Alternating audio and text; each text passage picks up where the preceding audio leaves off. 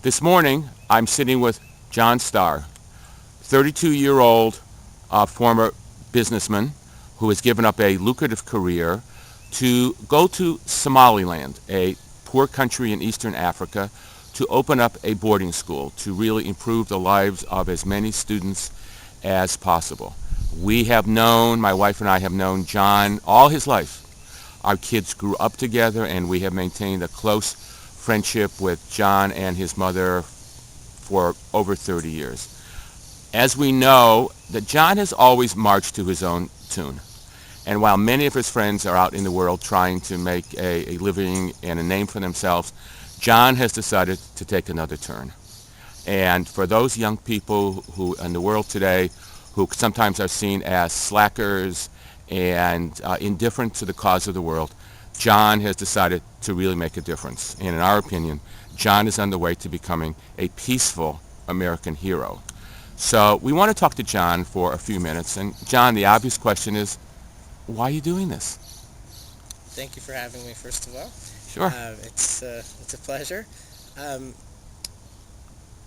the main thing, when I think about the answer to that question, is that I am the business world. I'm a capitalist. I mean, not only am I a capitalist because I used to work in finance, I'm a capitalist in that I do believe that that is one of the ways that people improve lives. I think businesses do a lot for that. But they do miss a very large segment, and there are people who it's nice to think that just if you're talented then you'll succeed, but it's not true for some kid who's a nomad who's standing on the side of a road in Africa and has never had access to anything.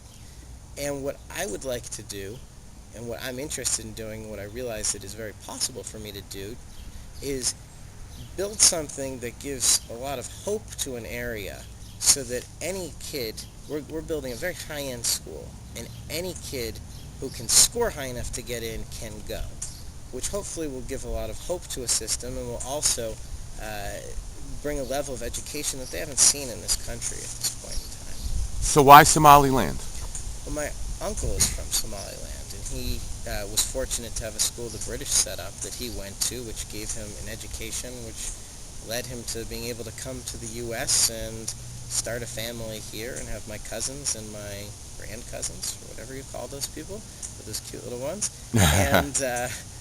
And because it's not that this isn't a, some people say, oh, so this is somehow a tribute to your uncle. I love my uncle, but this is not a tribute to my uncle.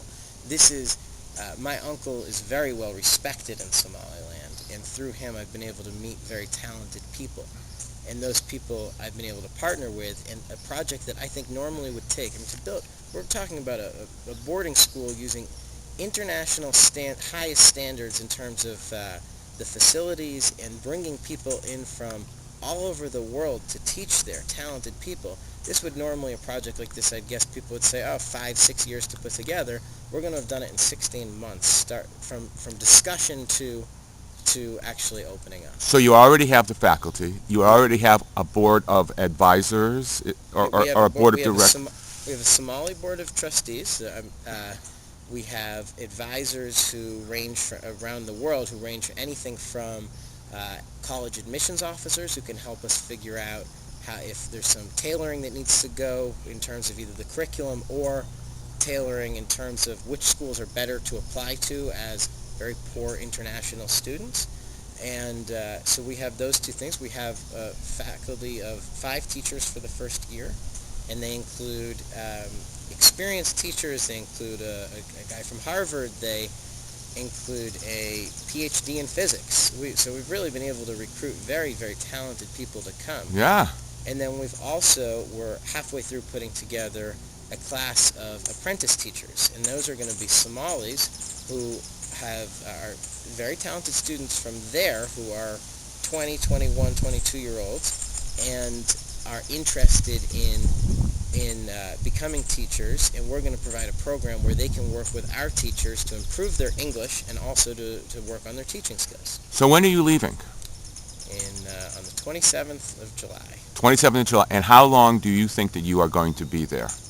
Well, I've committed that I'll spend the majority and probably I say that 9-10 months out of each of the next 2 years. John, so you are going to spend 9 to 10 months in a very, very poor area of the world, trying to improve the life and culture of the citizenry. Are you That is prepared for correct. this? Well, one thing that I wouldn't want to mislead on is we are trying to build a school that the teachers and everybody else who are used to running water and things like that will feel comfortable in. So I will live at the school also, and the school facilities will be nice. So I don't want to make it seem like I'll be living in. We're basing it outside the capital in a village that is, you can't even imagine how poor this village is. They recently got a little bit of electricity that I think just lights a few things up at night. There's no running water. There's nothing. But the school will actually have pretty decent facilities. So I don't want to sound like I'm going too much off the reservation Okay. in terms of that. Yeah. uh, I want to know, you're going to spend 9 or 10 months. It's really a different culture. I mean, obviously you're not Muslim, you're not African. What do you think people are going to look at you and say, who are you? You know, what do you think you would expect from the locals? Right. Well, I'm very open-minded in terms of these things. So I don't have and part of the benefit for me is I've lived my life in one culture, and I'm interested to see another culture that's very different from what I grew up in.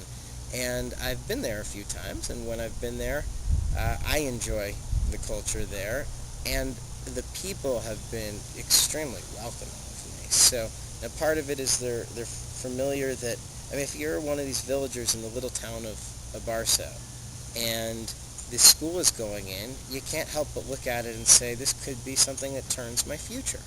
And one of the things we're going to really focus on is not just having the school where the kid who literally scores in the top 25 in the country, like top 25 kids in the country, not top 25%. That's the boarding school. And not only are we going to have that, we have these apprentice teachers in, and while we have them in, we're going to have them start running the classrooms of the little village school. So if the villagers will suddenly have access to a lot of education that they didn't have access to before. So I'm certainly very hopeful that people look at me, as somebody who is doing a good thing and who they want to be with. So when you told your friends and family that this is what I'm going to do, what was their reaction? Well, most of them, I think, really didn't believe me. And I think that's really the truth. Most of them, they didn't think I was lying. They just didn't think I'd actually. I think a lot of people thought, sure, we'll see it when you actually do it. But my aunt, who's married to my Somali uncle, certainly she thought I was crazy. But my mother's been incredibly supportive, and this is something she's somewhat similar to something she's always wanted to do. So I'm hopeful in a couple years we can recruit her there, and she'll open an orphanage, which is what she's always wanted to do. Okay, great. So overall, no, I think people think it's a little crazy, but But I'm obviously, starting to believe. but obviously you're excited. I'm very excited. I mean, it's I like it here, so it's sad leaving here, but not because I'm not looking forward to what's next. Excellent. So would you say that you are a kind of person who looks to a challenge or looks to make the world a better place? Well, yes. I mean, I think that I have guilt about the fact that I feel, and I feel like guilt that everyone else should have, who grew up with.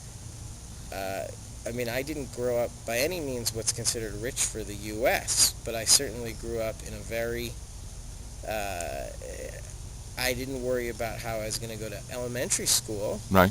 and I didn't worry about eating every day, and now that I've been in a position and was probably overpaid for a handful of years, and I'm now in a position where I can do something, it just feels like it would be irresponsible not to. I mean, I actually